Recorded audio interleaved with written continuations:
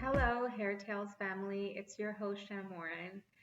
In celebration of Pride Month, we decided to engage in a long overdue conversation in the Tamil community around hair and the LGBTQ community. In addition to the amazing episode, we have another wonderful surprise for you. To capture the true meaning and essence of Pride Month, we had the honor of having a guest host facilitate the conversation, and it gives me great honor to be able to introduce her to you all. Our guest host for this session of Hair Talks is Gauri Koneswaran. Gauri Koneswaran is a queer Tamil American writer, performing artist, teacher, and lawyer.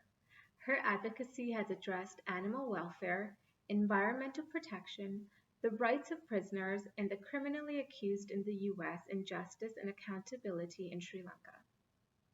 She is poetry coordinator at the nonprofit arts organization Bloom Bars and a fellow of the Asian American literary organization Kundiman. Previously, she was a poetry events host at Busboys and Poets, senior poetry editor at Jaggery, and co-editor of Beltway Poetry Quarterly.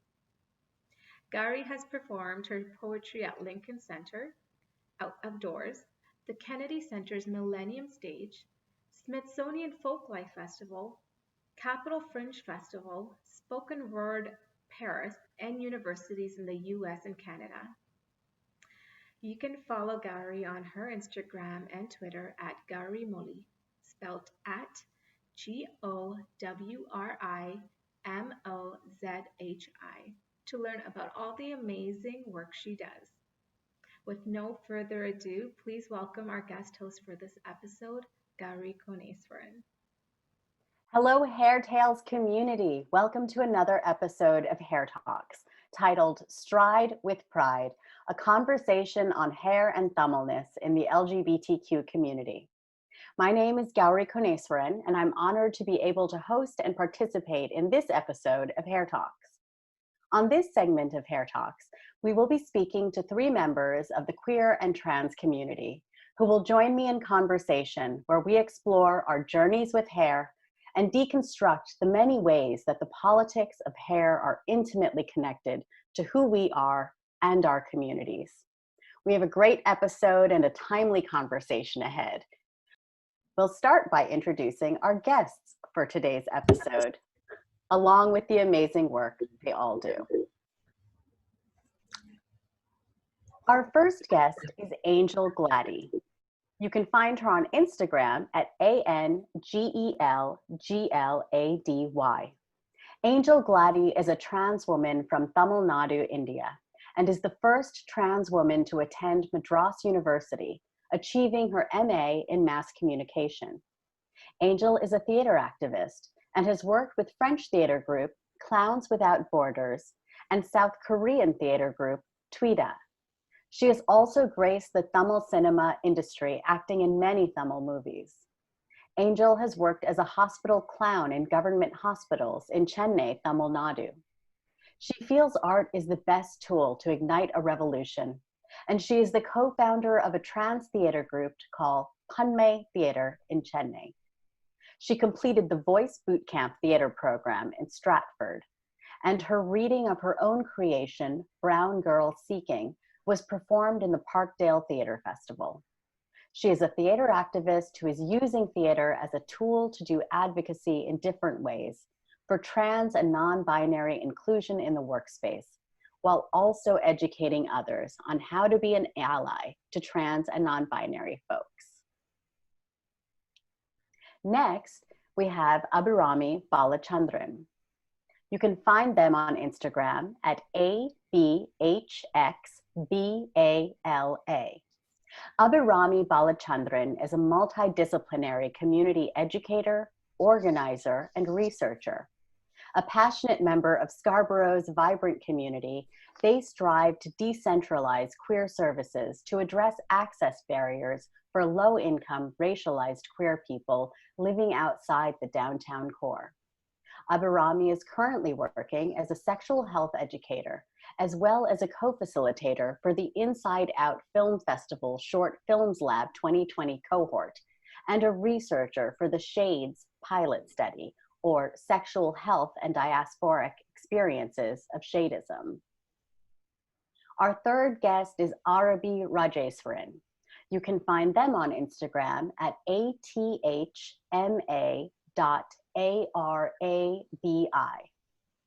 Born and raised in Toronto as a second-generation Tamil Canadian, Arabi occupies the territory of the dish with one spoon wampum. Over the past 14 years, Arabi has worked in the social sector across the GTA, as far north as Thunder Bay and as far south as Guatemala. Passionate about trees, plants, and food security, Arabi spends their time training as an arborist and dreaming of free vegetables for all.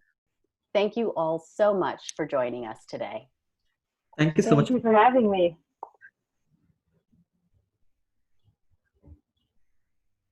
I'd like to begin by asking each of you to tell us about what your hair means to you. How is hair connected to your identity or identities? Has your relationship with it changed over time? Abhirami, let's start with you. Sure. So I think my relationship to my hair has definitely morphed over time. So I think for most of my childhood, my hair was pretty pin straight. And I kind of resented that because I was like, I want really bodacious, full, curly hair. So I did this thing when I was little where, I don't know, it's just one of those like silly superstitions or those wishes that you try to make. So anytime my dad drove over a speed bump, I would lift my feet up and wish for curly hair. And I would do that consistently as a child. And then, I don't know, puberty hit, and then all of a sudden the curls started coming in. And then all of a sudden, I think I was like, oh, maybe I don't want the curly hair. And I think a lot of it had to do with the fact that I just didn't know how to take care of it. You know, which I think a lot of Tamil folks kind of go through, is like not knowing how to take care of curly hair and nourish it well enough. And so it was really frizzy, and I felt like, you know, obviously there's a lot of internalized racism that was attached to that as well. So there's a lot of shame around my curly hair now. And so what I used to do was I used to like fry my hair straight. So I'd put baby oil in my hair and take like, you know, the iron that we like iron our clothes with, and like fry my hair straight because my dad wouldn't let us buy like a hair straightener, which is obviously super damaging. But no, I think, yeah, and I did that consistently, I think, until like my early 20s.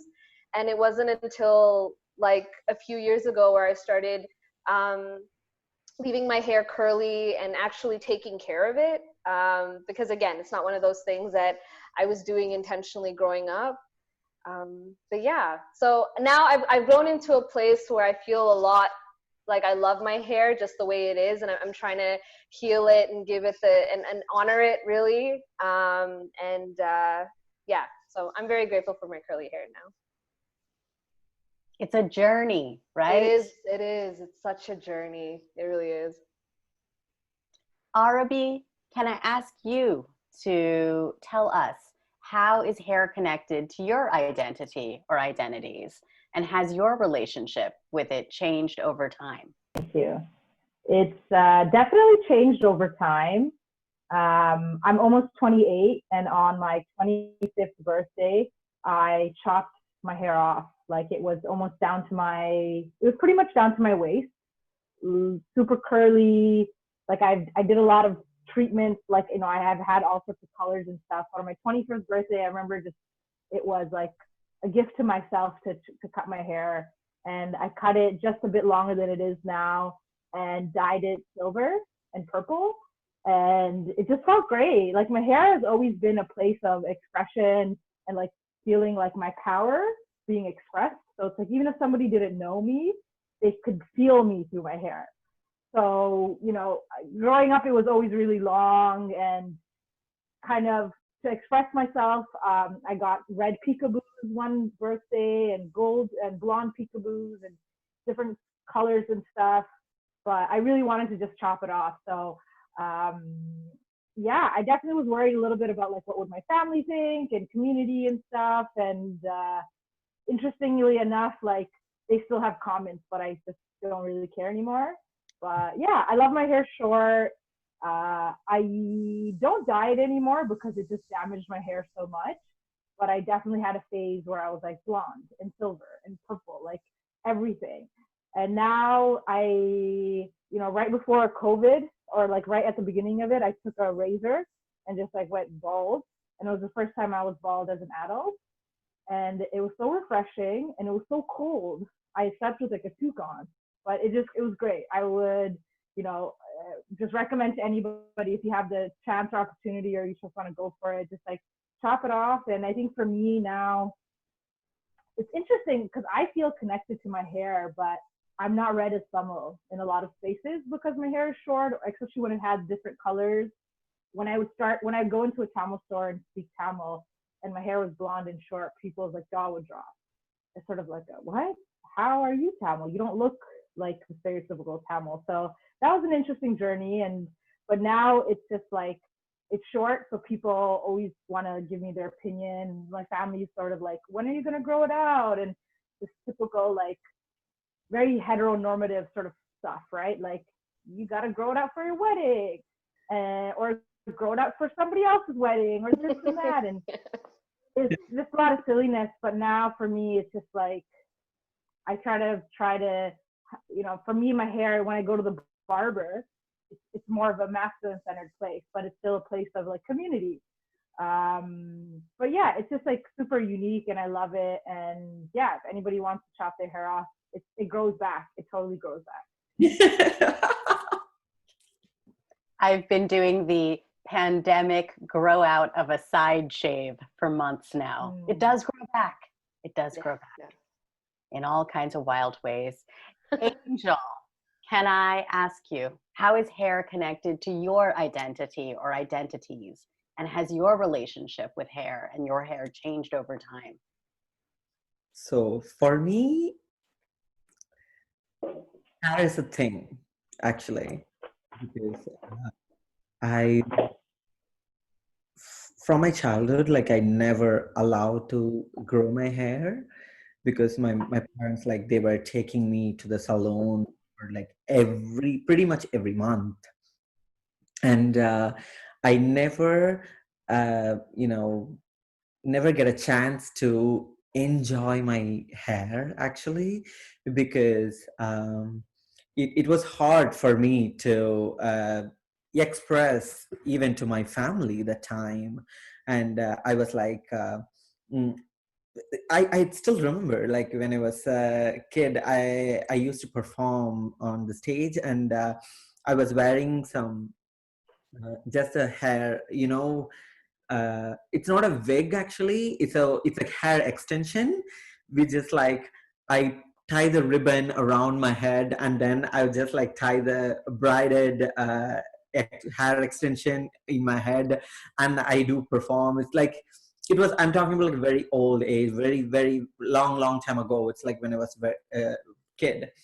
So I was like so excited to grow my hair because that is a part of my identity, because it is a part. Hair is influencing a lot of LGBTQ people very much, because it's like, all the kids, it's taught to grow up like either male or female. That's where like parents were teaching us like to grow up, right?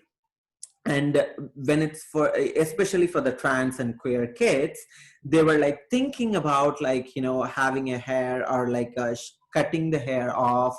They don't have a privilege, or like they don't have a freedom to do that in their age when they were identifying themselves. So and also whatever they are seeing, like, imagine I am a trans person, and I was in a different body back then, and I was like seeing all the women around me, and I wanted to grow like them. I wanted to be like them, and I wanted to. So I was seeing everyone as like a reference for my like future self. So all the women were having a long hair. So that is like that is stuck in me, like, because like that's how the binary was like taught. So imagine if my parents, if my all the ladies in my family were having a short hair, like that would be my dream, to become a woman to have a short hair, right? So it's all interrelated in when I was kid itself. Like it's all influenced a kid when I was a kid. I didn't get a freedom to grow my hair. I was like I feel like I'm more confident and pretty when I'm having a long hair.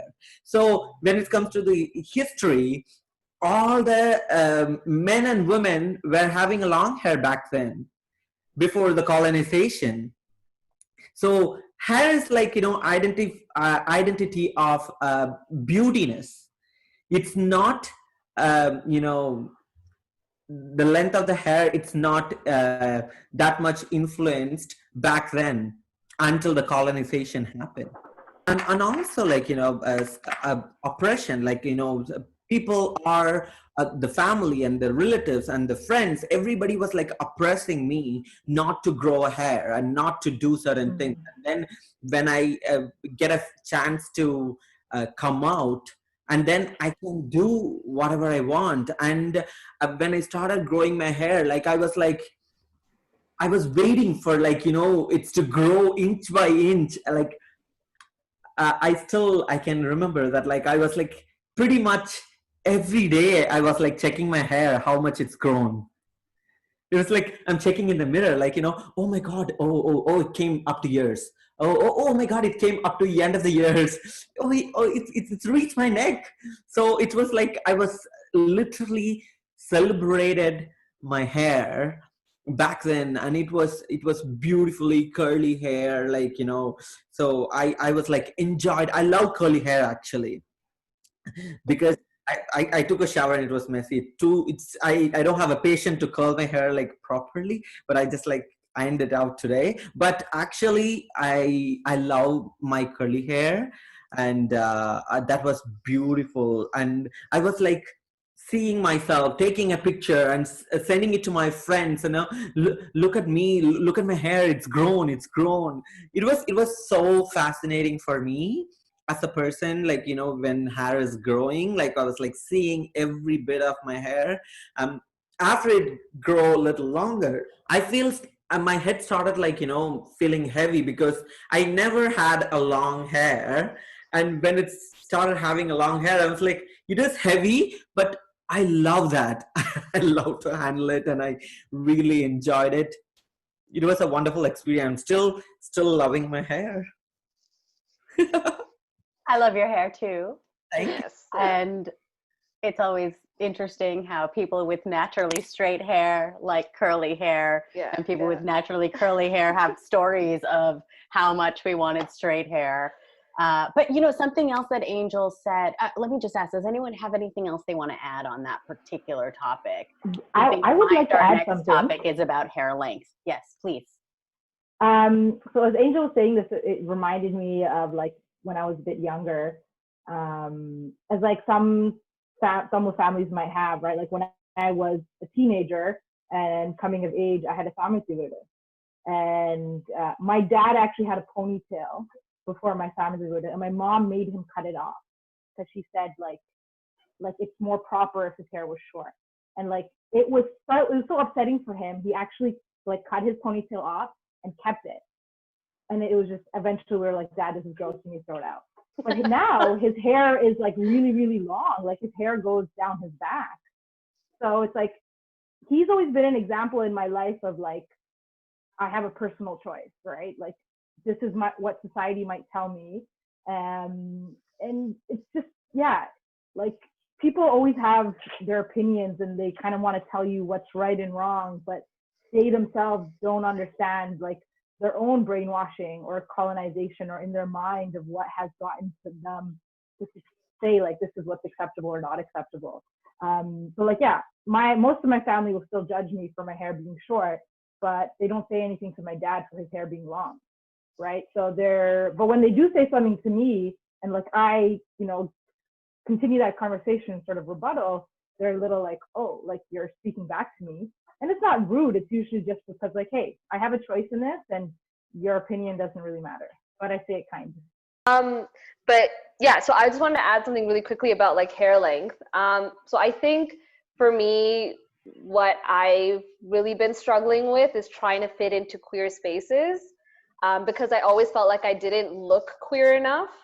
And yes, I have a lot of cis privilege going into a lot of spaces outside of queer spaces, but when I was in queer spaces, it felt like, I just didn't have the aesthetic. I didn't have the look. I didn't have the short hair or the purple hair, or different colors, or the way that I dressed. And so for a very long time, and even though as a kid, when I started going through puberty, and these are reflections that come to me much later on in life, because I'm like, whoa, I used to do this. But I used to bind my chest as a kid, because I didn't feel comfortable with the way that my body was developing. And so I would buy training bras that were like 2 sizes too small, and kind of crush my chest, because for me, my body was starting to like feminize, whatever we want to define that as, or parts of my body was growing that I didn't want to grow. And so I was really at that point struggling with like, subscribing to this idea of womanhood, or what other people were kind of putting on to me. And so when I was going into queer spaces, it wasn't until I met other non-binary femme folks who other Tamil non-binary femme folks, not just white people, that I was like, oh wow, like I can keep my hair long and still identify as being non-binary, and I don't have to subscribe to this, androgynous, white, thin stereotype of what we define as being non-binary. So yeah, that was kind of my history, and some of the challenges I think I was facing in terms of the length of hair, but I'm good with it now. I'm just like, I'm gonna grow out my hair however the hell I want. No one gets to define my gender identity for me.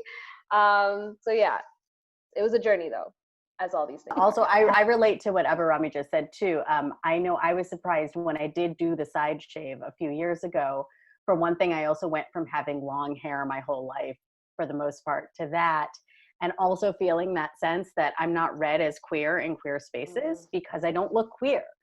And then at the same time, I don't look high femme queer either. I just look like I like comfy clothes and have long hair, and sometimes I wear makeup. So I don't even know where that fits. And then I did like the super short, more kind of trendy cut, and I got all this feedback from queer people like, oh my God, this is great, and da da da. So it's like, okay, so now I'm cool. Then I was expecting all of this blowback in Tamil circles, and I didn't get it for my hair length. I was shocked. Like periammas and periappas and mamas had it was like, oh, you look cool. It looks cute. It looks nice. Nice. When are you going to start dyeing all your gray hair though?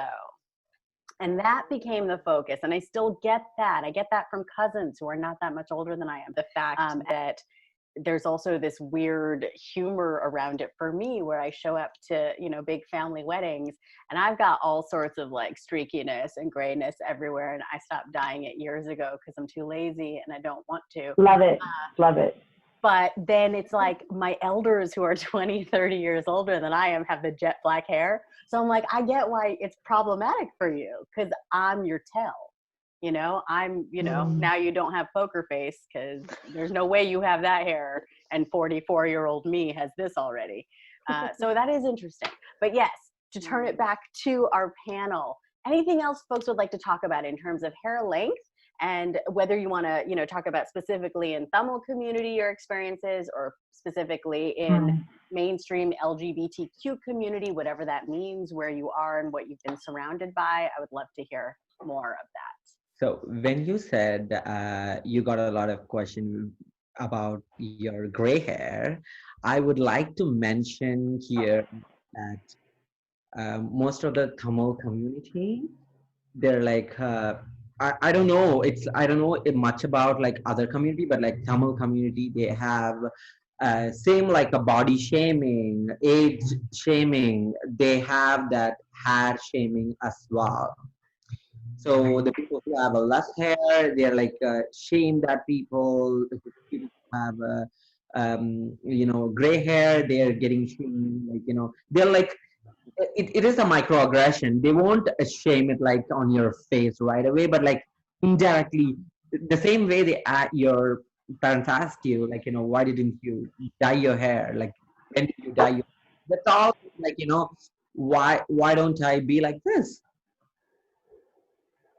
What's wrong in be like me who I am right now, right? So it's like indirectly they were like injecting slow by slow. It's like I had it that when I had my first haircut, it was like all the trans girls were like asking me, "Oh my God, how dare you cut your hair? Don't cut your hair!" Like it's like my family. I was not after my transition. I was not grown up in my family, so I came out already. So my parents were not that much influence over my hair but the surrounding, the people, everyone started asking me question, why did you cut your hair? You have a gorgeous hair, like why did you do that? And then the question itself like making me was so depressed because like I just wanted to cut because it's hard to maintain. Actually, that is the reason I cut the hair. There is no reason behind it, a special reason. I was like, it was too much to work on. Like it's actually you need to work a little bit more if you have a long hair. So they were started criticizing me. Oh my God, you should have been pretty when you have a long hair. What you shouldn't have done this, blah blah blah. So many criticization happened before. So that was like shaming as well. Some people said like, oh, she was pretty when she has a long hair. So what does it mean? So and also that has happened in gay culture as well, inside of the brown folks. Most of the gay people also having that, like give some gay guys having a bald head, and they are you know mocking, they are getting mocked by the people who have a long hair, like a good hair, like healthy hairs or whatever. So they were like saying, they were like being excluded. The people who have less hair, they got excluded from the other community. So it was like it's the same like equal length of like a body shaming and age shaming, and the hair shaming as well was exist. I appreciate learning this term, hair shaming, from you, Angel, because I've never thought of it that way, but you're so right. You're so right. And it comes up in different ways. I wanted to transition now, especially that we've been talking about these multiple communities as well, transition a little bit into a conversation around issues of caste, of colorism, of shadeism, and certainly some of those are directly linked to anti-Blackness within our communities. So of course, as we record this interview today, we are in the midst of a massive global uprising calling for justice for Black people who are brutalized and murdered by the police in the US and other countries, as well as growing calls to defund the police and reinvest in community programs.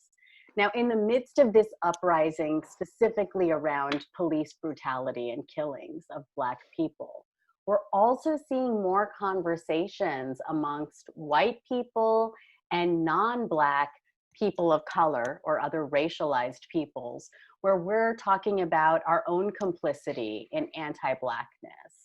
And also I think when we look at mainstream cisgender white culture, as well as mainstream gay culture, there has historically been a lot of appropriation from Black and Brown, queer, and trans culture. I know in the US, one of the topics that comes up oftentimes is the issue of appropriating Black vernacular English, which here in the US we call AAVE, or African American Vernacular English, which is sort of the scholarly term for it as well. Now, as Tamil people and members of queer and trans communities, I would welcome your thoughts on how we profit or benefit from anti-Blackness and or ways that we can challenge it. And I might ask that specifically of Arabi and Abirami at first. And then I'd like to talk a little bit more about issues of caste, colorism, and shadeism with Angel as well, who is coming from an upbringing in Chennai, in Tamil Nadu, and perhaps has some very direct experiences there. But I can start with you, Arabi. Anything that you would like to share with us around issues of whether we're talking about cultural appropriation within mainstream white culture, mainstream LGBTQ white culture, and anything you might also want to speak on regarding caste, colorism, shadeism, which is also, is very pernicious within Tamil community specifically. Yeah, awesome.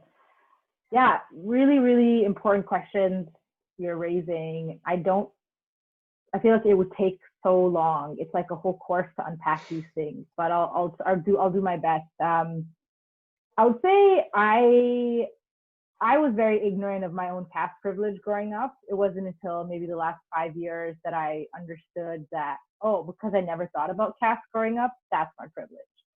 So, well, on the other hand, like confronting anti-Black racism, like in my family, like I did it like as soon as I could talk. And I think for me, it's just, I grew up in Rexdale in the West End, extremely diverse community. People I went to class with, people I had as neighbors were from all parts of the world. So when I would hear things in my family, or like community things, it would just really, really shock me. I would just be like, how dare you say something like that? So, I think when, I'll speak for my family, I think when my family is amongst themselves, they sometimes say things, they think that it like doesn't permeate through the walls. So, it's really taken my whole life to help them unpack the fact that like what they're saying and the anti-Black racist things specifically that they're saying, like it penetrates each of us and it penetrates the next generation and what we uphold and what we unpack. And my parents are almost 60. And I would say in the last 2 years only have they realized that they perpetuated anti-Black racism, but they wouldn't maybe use the same language. It would be from small things like if I was going to the park, they would say like, why are you going with those group of friends? And I would be like, well, what's wrong with them? Like, why can't I play with them? And so it would start little arguments like that. And I've heard things like growing up, like, you can bring home anyone, just don't bring home a Black guy. So when I hear things like that, I'm like, what's wrong with you guys? First of all, like most of my family is very dark skinned. So to me, it initially makes me think that there's a lot of internalized hate around their own skin color. But I do my best to address it as soon as something is said. And when I was younger, I would kind of do it with a bit of anger, and now I can do it more calm. And what really makes me feel like my conversations have done something is when I hear something and I'm not the first one to address it. Somebody else in my family can now address it. So I see my brothers, I see my parents thinking differently. I have more hope for the next generation. But yeah, I know that Tamil people in Toronto and the GTA perpetuate a lot of belief systems that they maybe have kind of been on a hamster wheel and they're so used to it. But when somebody can catch it and be like, this is wrong on so many levels, and sort of shake it up for them and make them think about not just themselves, but the impact they have on an intergenerational level, the impact they have now living in a multicultural space. I think that for me has been a way to approach it that makes them realize like, oh, I'm actually causing more harm than good. and different things like that. But oh man, the stories, there are so many of them. And I think when it comes to sort of stepping into that conversation about appropriation, in Tamil spaces and in different multicultural spaces, in Toronto, I've grown up and had friends. There's a lot of people who, even I'll speak for myself, like didn't always feel like they're connected to a culture or a community, right? Like I didn't grow up with a lot of Tamil people, but I felt Tamil, but I didn't necessarily know if Tamil people wanted to include me.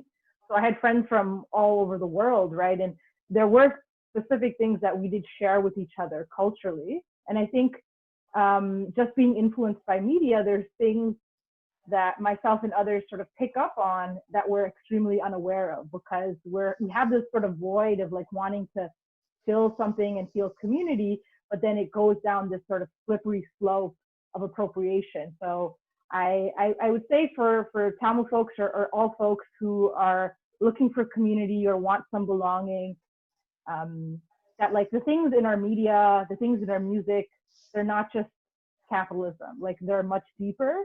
So, you know, maybe look into the history of the music you enjoy, look into the history of the culture you consume, and don't just see this culture as consumption, but see it as a relationship opportunity.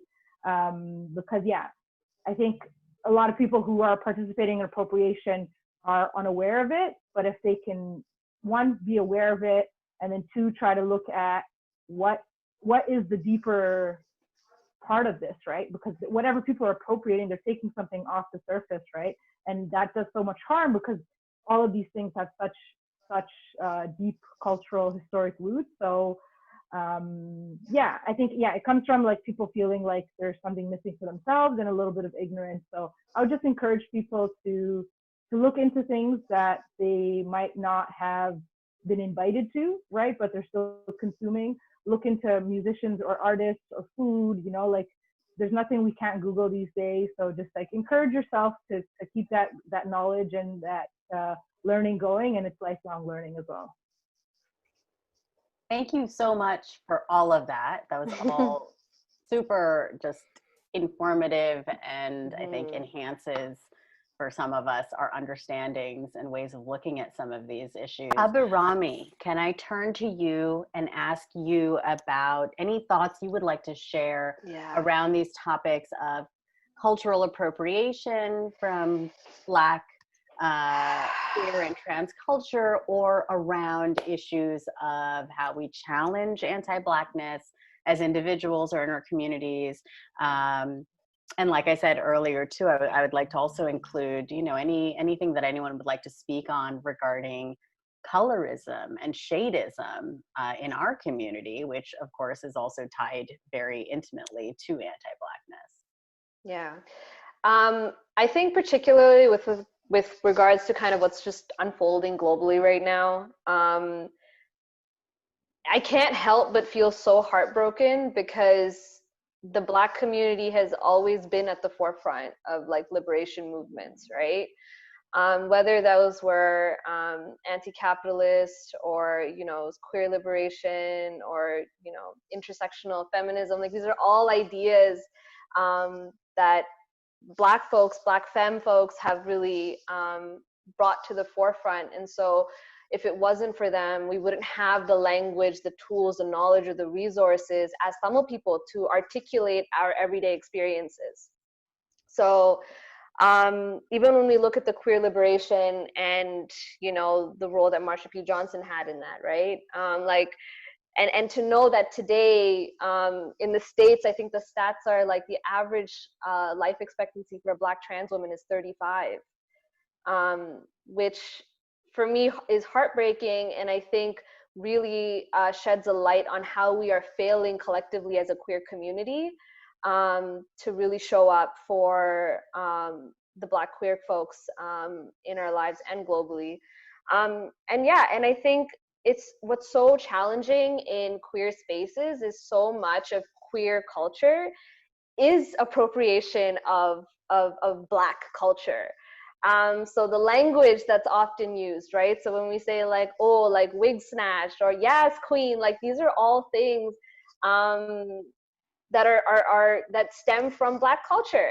The music that we grow up like that we love. I'm from Scarborough. Like every formal we had here was soca, dance hall, reggae. You know, but nobody was also like at the same time nobody was challenging the anti-Black racism that was so present in our spaces.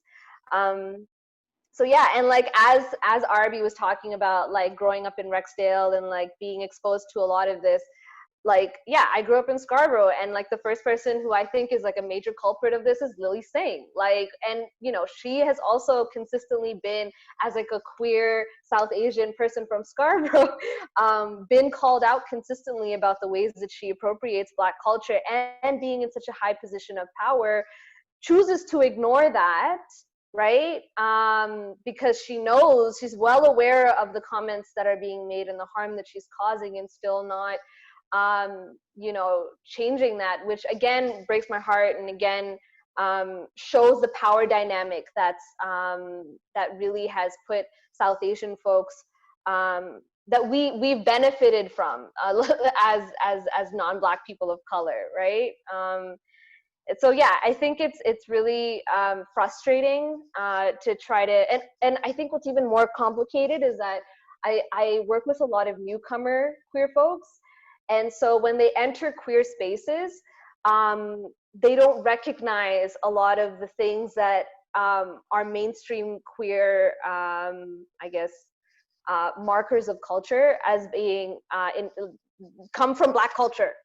Or they don't recognize that what they're saying is anti-Black, or they don't recognize that like it's not okay to pretend to have a name, like a drag name that you know, like LaQuisha, for example, which was an incident that did end up happening, where a newcomer South Asian person was entering this drag, and you know, that was the name that, or Shri Quisha, they picked the name Shri Quisha, okay? So they didn't recognize that that wasn't okay, but then, you know, there's also and like there's a bit of an access barrier there. We're able to articulate these things because we've been in spaces where we're challenging this, right?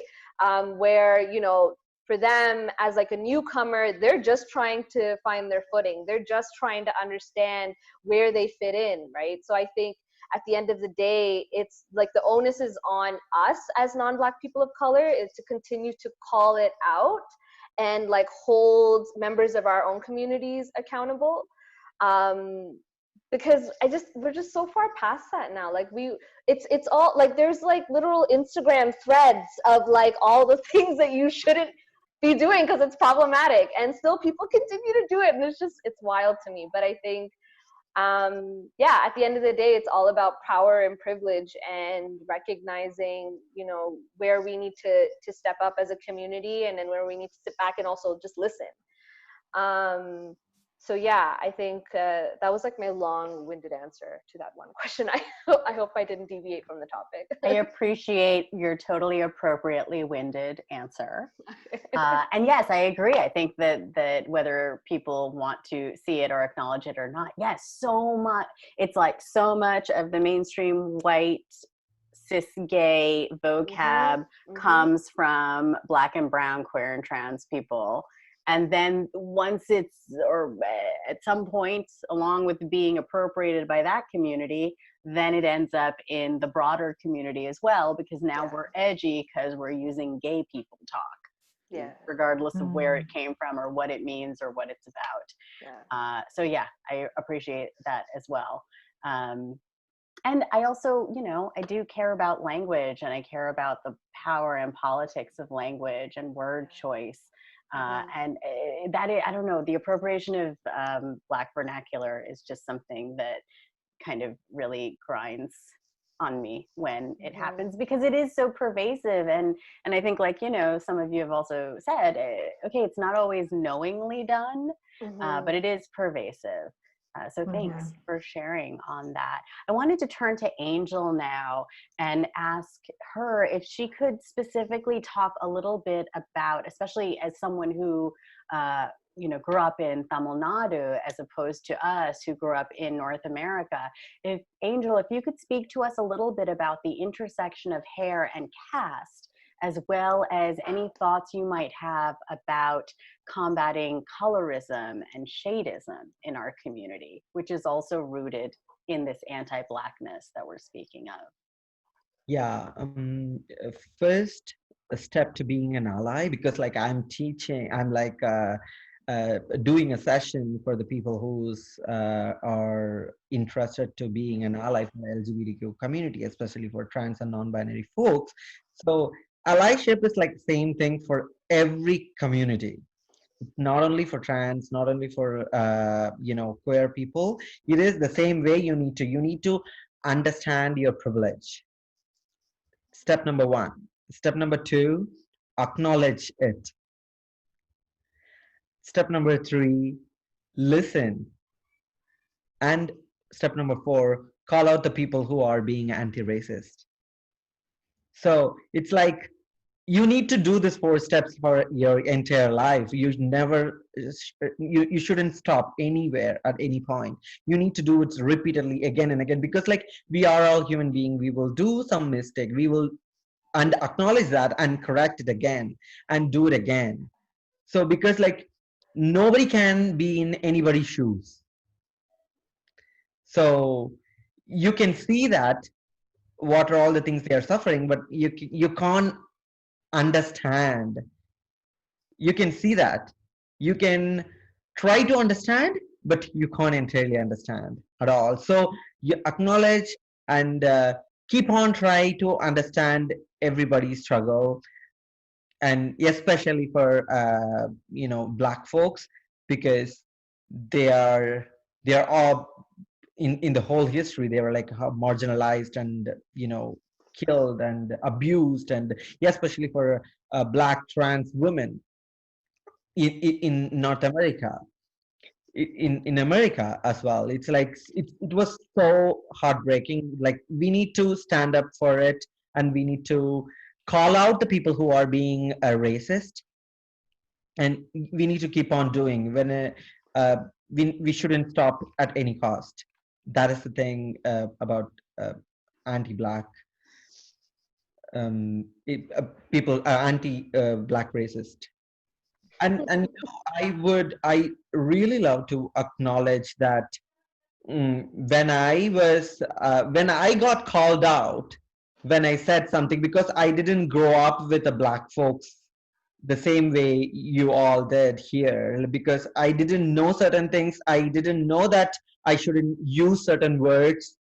So I got called out by someone when I did so, and then I realized that that's my mistake, and I acknowledge it, and then yes, I shouldn't use that. And it's because it's a Toronto, Canada is like a people of immigrants, lot of immigrant people. So it's like if you don't know, it's okay.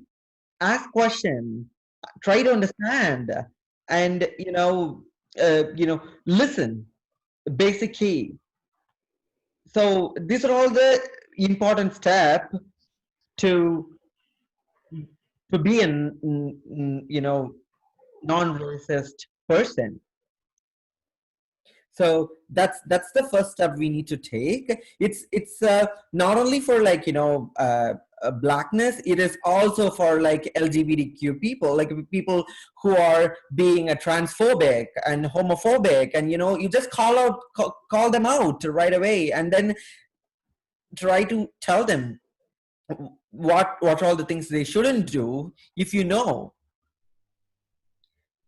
know, tell them to Google, research, resources there to understand marginalized people, right? So these kind of things, like we need to keep on doing it, because like we shouldn't stop, because like it does population, it's the growth of the population is like, does it stops? Never, right? So we need to do it the same way it does. Something I'd like to add, I think for me, when I think of like when we have this conversation of like, we all have intersecting identities, but yet we still want to unpack our power and privilege. for me, I think something that really was instrumental in that path of me being like, yes, these are, this is my identity. These are all of the pieces of a complex thing. Um, I met a lot of people who were very compassionate and who gave me their time and who gave me their energy. And when I made mistakes, I've had the experience of being called out, but also being called in. And I think that if people aren't familiar with that language of what it means to be called in, it's very similar to calling out, but it's just compassionate. So, not that everybody deserves our compassion. So if you want to just like give someone less energy, call them out.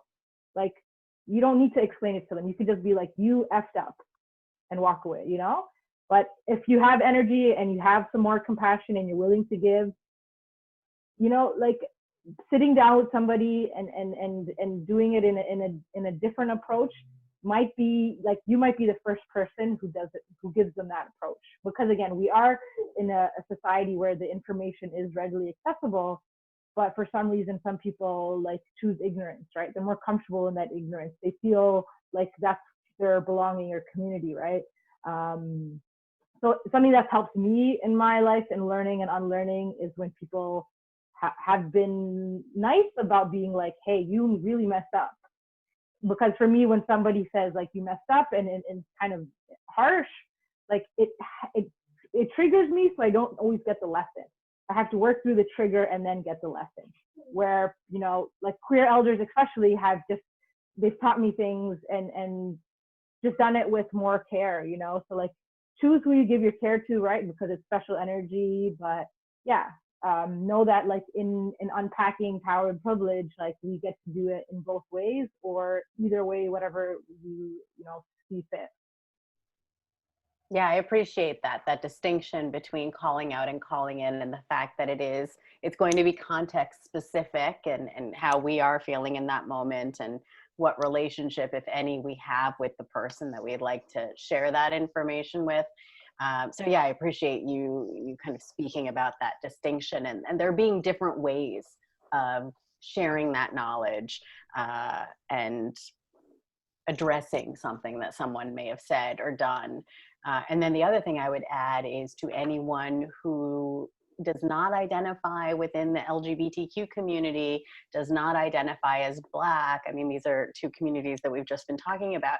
If you are looking to be an ally or accomplice in that way, one of the main things you can do is when you are called out or called in, listen, accept it, and then digest it and process it with somebody who is not part of that community. If I, as your queer friend, tell you something you said was troubling, problematic, offensive, listen to it, digest it, and then take that and go process it with someone else. Don't put the person who is sharing that with you in that position, because that's also a lot of emotional labor. Yep. About our own communities. Yeah, I think I didn't answer your question 100%ly, like about like a shadism. Yeah. I would like to add one point Please, to that. please. So, shadism starts from my home, from my mother. So when I was a kid, I was a dark-skinned person in my family. So it's my father and me, but like she never said anything to my father because he is a dark skin. But when it comes to me, my mother always tell me that like she bought me for Paddy from the hospital. Mm-hmm. So she always called me Karingali. That means like a dark person. So it's a Karingali means it's like a Kali is one of the dark skin god, Hindu god. She always called me Karingali in a derogatory way. It's not like in goddess. Mm-hmm. So she's like Karingali, and it always makes me. She's the one put into my head that in that age I was not pretty enough. So it was like it's not only her, it started from her. It started growing up from outside of the house and in the school. So and all the people I see, everybody was like talking about the same thing, like, you know, dark skin is not pretty. And the media and the movie, everything shows that like dark skin is not pretty. They are showing in the other way around. They are not saying a dark skin is bad. They are saying that like only the white light skin is pretty, mostly. In some of the comedies, they were you know, teasing and mocking the dark skinned people as well. It was growing up in that culture. It was like so uncomfortable for me to think that I am pretty. So then I started learning about my own journey. And then, especially when it comes to the shadism in between the trans community back home, most of the trans women wearing, like, you know, skin lightening treatments and skin lightening creams, and, you know, because they all of them are like thinking, most of them are thinking that light skin is the prettiness. And also, most of the trans women in India, they were doing either sex work or begging. And for their sex work, they need a light skin. And some trans women, they don't want to be they wanted to have a light skin, but still they are forced to have a light skin because of their livelihood, because they don't have a choice. They need to go to the street to do the sex work. They need to get a clients, and, you know, they have to use the cream. Even though that steroid creams give a lot of side effects, they have to take it to earn money for their livelihood. So it's like a shadism. Shadism is not only with the scenario. Shadism also strongly affected in the caste system, because most of the lower caste people are dark skin. So in India, like, easily people were call out their caste by their skin color as well. It was in very common. So casteism influences shadism. So I believe, like, I don't know how my parents will, uh, if my parents come to Canada, like, I don't know how they will. I have a lot of work to do to teach them how to be in this culture, like how to, you know, respect other people. They are respective, but like, they don't know, they never seen a different cultural background people, and they don't know how to treat them sometimes. Because it's especially when it comes to black people, they could have, I don't know, I never experienced, I never examined that. But I'm pretty sure that I have a lot of work to do with my parents as well, if I'm taking them here. I just wanted to thank all of you on behalf of the entire team at Hair Tales, and just extend our sincere gratitude to you for all sharing space in this episode of Hair Talks as we celebrate Pride. Through connecting our journeys and politics with hair to a heritage of resistance and Pride Month, we have meandered through the many strands of our identities that connect us. We aim to provide a space here to understand how each and every one of us has a story to tell and share. And Arabi, Angel, and Abirami, it has been a pleasure having this conversation with all of you and sharing space with all of you for mutual learning. I feel like I've learned so much today. To our viewers, if you would like to follow Angel, Arabi, Abirami, and I, please visit the links below for our social media contact information. Also, to support folks practicing self-care, please visit the resources provided in the links below. Thank you for joining this episode of Hair Tales, and we wish our fellow LGBTQ community members safety, security, and care during this Pride Month. Thank you, everyone.